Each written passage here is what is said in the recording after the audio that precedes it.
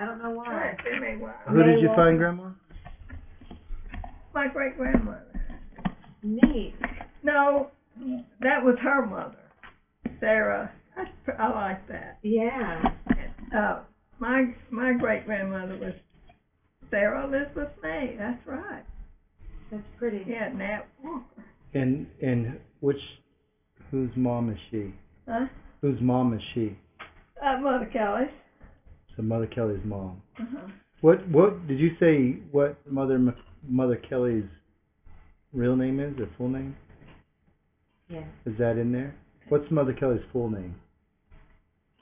Natty Mae Walker. Mother Kelly's name is Natty Mae Walker? Uh-huh. Okay. May comes up. That's where Nat's from, too. Nat and May. Those are two. Okay. Those are two common names. Well, one of the questions I was going to start out with is, how did Granddad propose to you? I'd like to know if he did a better job than I did. I don't think he did. Oh, how did it Must do? run in the family. He was in Tallahassee. He came to see me in college and asked me to marry. Did he get down on a knee? No. We were walking down the street. Just walking down. Did he have a ring? No. That's where you get it from, Travis. Did you have a ring? He did have a ring. No, he didn't get on his knee till I made him. Sorry. We went on a honeymoon to Williston, Florida, to my best friend's home. And we got back to Jacksonville. You know how much we had? 5 cents. Well budgeted. Mama gave me money to go back to the base, and I slept with my mother. Nice. That's a love story. Did y'all go back on the train, or did you drive? No, it was a little tiny bus. A little bus to go back over. Yeah, to go to Williston. You went through Gainesville and Williston. It took us forever. We ran away. Oh, y'all did? Uh-huh. I went down the back steps, and who do I run into? The landlord. I said, "Oh, Mama gave me a new suitcase for Christmas, and they put the wrong name on it." And I met George downtown. He was late, and we got on that little bus and went to Williston. And we were married in a Methodist church, though. Oh, y'all were. My friend's mother said we had to be married. And the judge was in Dunellen, and he said, "Are y'all sure you want to do this?" Was there somebody opposed to the wedding? No. Well, my mother didn't want me to get married that young. How old were you? 18. But the thing is, it's wartime. And everything was different. Yeah. How was it different? Well, you're just sort of going from day to day. You couldn't plan ahead. That was out. Mm. And the boys were going over. I bet you I had about 10 proposals from young men going overseas. So I think they had this idea that they had someone there waiting for them. Wow. And you just picked Granddad. Yeah. You didn't get out a dartboard and just pick one of them? I didn't even date him. He wasn't. Had a couple of dates a week before I got married. Oh, really? With somebody else. Yeah. I never went steady with him. Well, then how did y'all end up getting married? Well, he just asked me. I just accepted. That's all. Wow, I didn't know that. But you stopped dating after you got married. Canceled all the future ones. Huh? You canceled all the future dates after you got married. Yeah. Huh. Well, I was in school, so and the dates were in Jacksonville. But when I went to school, I didn't date in college. Huh. Do you remember I know you were really young, but do you remember the Depression at all? know, each year my grandchildren ask me, and of course, at my age, I've read every book there is, novels and all about the Depression. But what about your experience there? That's what I'm saying. Okay. So, and I always thought, I don't remember anything like that. Okay. Because we always had something to eat. We always had a house with plumbing. And I knew I had friends that didn't. But, and, you know, the weather wasn't that. I mean, New York, I could see people freezing to death. Right. But in the South, I don't think any of us in the South really knew what the Depression was. Or maybe Florida South, because where farms were failing, like in Oklahoma and other places, they probably felt it a little bit. Yeah, you know, and we invented games, kick the can, and we had a good time. Tag. We just had one pair of shoes, you know, at a time. I remember the time that I got two pairs of shoes at one time. I mean, I had to, you know, Sunday shoes. But that's why I tell my grandchildren that ask me. I just really, I remember the first Jell-O. Yeah. and it was made in one of those wooden ice boxes where the water dripped down and you had to empty the pan. Now, but everybody did that. It's just like at the museum we have an electric stove that was built by Edison in 1922, and Sears and Roebuck sold it as a hot point. But I don't remember seeing an electric stove till I was a teenager. I mean, people, you know, first thing, a Frigidaire was more important. Uh-huh. See, that was the first thing, Frigidaire. And you got those, boy.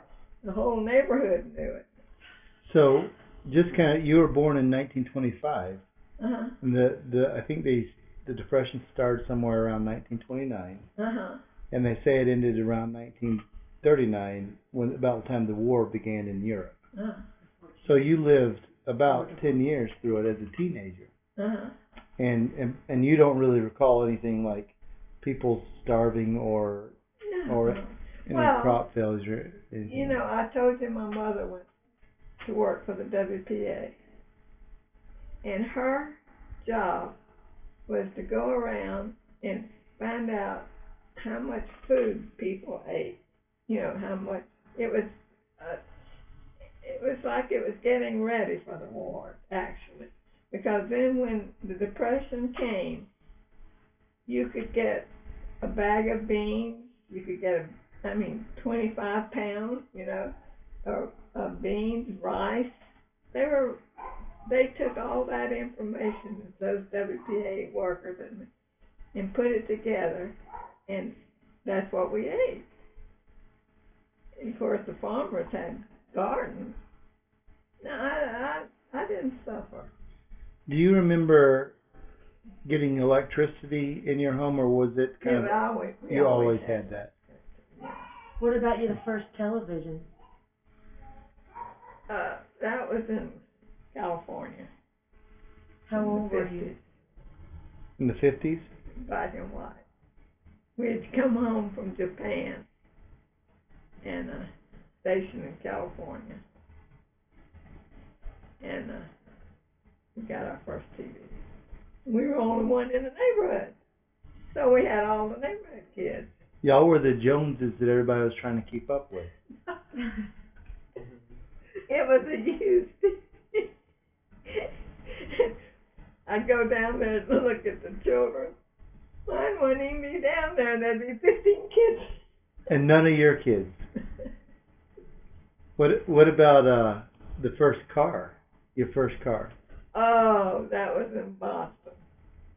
And George had already gone up there to find a place for us to live. And we got this gentleman's son was killed in the war. And he had put a Pontiac, 1940 Pontiac, up on wheels. up on stilts, and he let George have that thing for $300. Well, it was like new. Well, none of us slept all night for sitting there looking at the car. Just looking at it. We had a car. Yeah. What did y'all do before then? Well, most of the time before that was California. And you had buses. Buses. Yeah, we called buses. We didn't go taxis because that was too expensive. What about a trolley? Were y'all around trolleys? Uh-uh. I know that San Francisco is famous for their trolleys. Yeah, well, San Francisco was, Uh-huh. but we lived in Long Beach. But we visited San Francisco and rode the trolleys, but no. And otherwise, it was walking? Mm-hmm. Walking? Biking? Did y'all have bikes? No, we didn't bike. Wow. What do you think about the way we do it today? Would you rather have a car, or would you rather go back to walking? I don't want to go backwards no way. You just wear these long skirts going up steps, and I think about those colonial women. I don't. That's not you. No, that's not me. You like progress. Yeah, very much. I think these boys are still going to be able to invent something that we don't even comprehend right now. Well, if these boys do it, I'm going to patent it, because I'd like to make money off of it. What do you think is the most significant invention in your lifetime? I'd say the telephone. The telephone? It's for everybody, for all people. It's telephone because of the communication. And when you look at that first one, if you came down there and saw that first switchboard, it's amazing what that smartphone will do. Yes, It helps civilization more than, we go to the moon, but how many are involved in that? Not many. Or some of the inventions we do. But that telephone, even I think it's better than the computer, because it is a computer now. Yeah. Yeah. Right. It is. Right. See, y'all got so much. I remember going with George to Epcot, and they had a lot of. Have y'all been to Epcot? Travis and I have, or Yeah. I have. They had a lot of things in the future. Now this was way back, and say in the '60s. And this lady behind me said, "That'll never happen. We have all the conveniences now." And I said, "Don't hold your breath. This will come and even more." And I think that's the same thing about these young people. They think we've got it now. You wait. Can you think of something that we might have in the future that we don't have now? That's a hard one. Maybe a hover car? Because you got to remember, I'm starting out in the very beginning. They say that my generation changed the world more than any generation. I can't think of anything now that I have all my conveniences right here in this house. I'd like to even be able to see what the future holds. Maybe just get a glimpse. Yeah. Peek in the window. Yeah. Just see what these kids have in mind. Look what medicine has done. You don't even have to be cut anymore or have serious operations. Right. Lasers. Did you boys know my heart completely stopped? Mm-hmm. Just stopped. And the next thing I know, I've got this pacemaker and a defibrillator in case something happens to the pacemaker. And it all just jumps in. And if something happens to that defibrillator, that doctor, he can see it and call and say, "Hey, you need to get in here and let me look at it." You mean like while you're here? Remotely. Yeah, while I'm in my bedroom. Somebody at the He hospital. can call me up and say, now, not the pacemaker, but the defibrillator. So he can tell you, he can call you up and tell you you're not feeling well. Yeah. He can call and tell me there's something wrong with the defibrillator. Your It's not regular working level. right. Government Yeah. control. And I know when it's not, when my heart's not working right. I think, wah, wah, wah, wah, wah.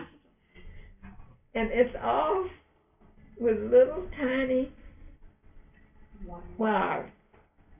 Just little tiny wires. And I was operating on Thursday. Saturday morning I was home feeling 16. Oh, you felt 16. Huh? You felt 16 again? Yeah. It was a miracle. It is. Yeah. I couldn't even walk from my bed to the bathroom in the hospital. Wow. I couldn't even walk that far. Mhm. And the next morning, of course it was an emergency, he took me right in. I could walk any place I wanted to. If you're starting to feel 16, I may go in and have that surgery. You gotta have your heart stopped. I don't want to make that happen. Do you want to? But I had an out experience, so it, Oh, hold on to that. I'm going to ask you about that a little bit later, because okay. one of the things I want to do is go through your kids and then grandkids, and then at the end I want to ask you about your deep religious convictions, or I should say your deep conviction to the Savior. Mm-hmm. And then we'll talk about the experience you had. Is that all right, Grandma? Uh-huh. Okay, let me just stop this